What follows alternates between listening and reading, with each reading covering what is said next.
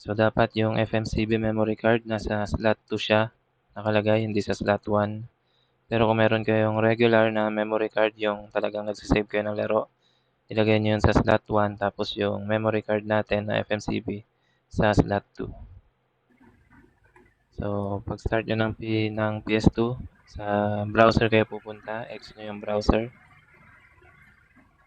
Yan yung lalabas, tapos X ulit, para mapunta kayo dun sa Open2na. Yan yung makikita nyo sa Open2na. So, yan yung mga nakalagay na files dyan. Kailangan walang nakasave na laro dyan. So, puro mga system files yan. Yan ang dapat yung nakikita nyo. Tapos, ibaback nyo na siya. Circle yung pipindutin nyo para mag-back.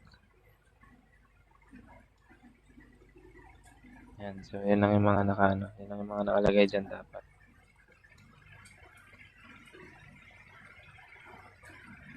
Pag binak nyo siya, ganyan na yung itsura. So, kailangan i-back nyo ulit. Pindutin nyo lang yung circle ulit. Isang pindot lang. Para lumabas na yung OPL. Yan. Once na lumabas na yan, okay na yan. Okay na yung settings yan. Pipindutin nyo na lang yung circle ulit para sa games list. Kasi naka-okay na yung, yung settings niyan. Yan. Inayos ko na yung settings niyan. So, andyan na yung mga games niya lahat. Pipili na lang kayo ng games.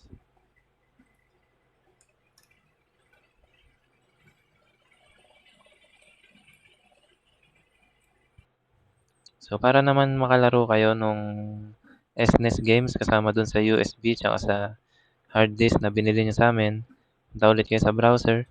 Open ulit natin yung Open2na. X ulit. Ayan ulit yung makikita nyo. So, kailangan nyo ulit i-back.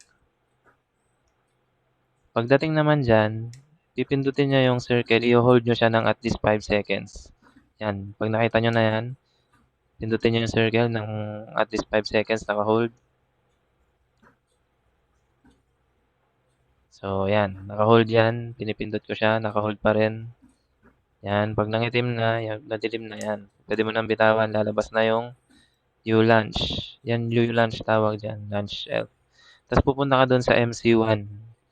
Makikita mo yung MC1 doon sa taas. Yan yung memory card mo. So, circle para makapasok ka dyan sa MC1. Pindutin mo yung circle. Tapos, punta ka sa apps. Circle ulit. Tapos, punta ka doon sa may Super Nintendo. Tapos, pindutin mo ulit yung circle. Yan, Super Nintendo. Circle. Yan. Pag napindot mo na yung circle, lalabas na yung SNES station. Yan, lalabas na yan. So, yan. Pag lumabas yan, triangle mo lang. Tapos, lalabas yung parang disclaimer lang niya. Yan, tapusin mo lang yan.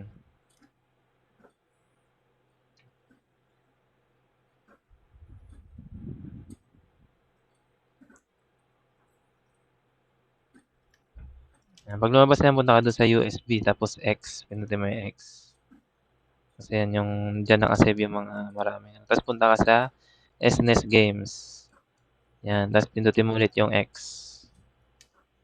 Yan, nandyan na lahat ng mga games na SNES, yung mga Nintendo games. Pindutin mo yung R2 para mabilis yung scroll. Yan. Yan. Tapos pipili ka na lang ng laro mo. Marami yung pagpipilian dyan. 600 plus games lahat yan. Na pang Nintendo.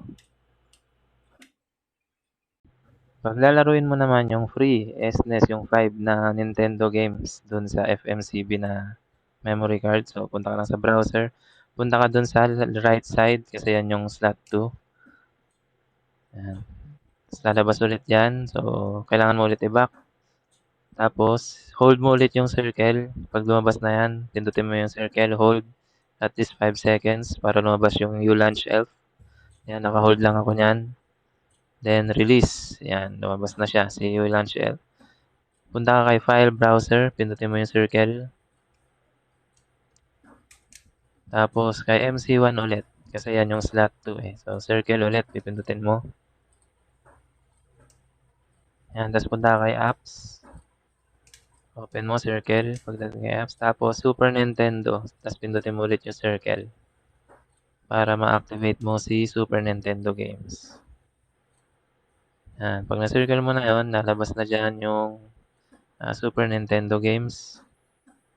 So, katulad din nung kanina, may lalabas dyan na disclaimer. Patatapusin mo lang yan. Then, punta ka kay MC1 kasi doon nakasave yung free SNES games. Tapos, punta ka ngayon kay SNES games. Yan, sa baba, X. Pindutin mo yung X ulit. Yan, nandyan na yung 5 na free games. So, pindutin mo lang yung X. Kung sino yung gusto mo dyan na laruin.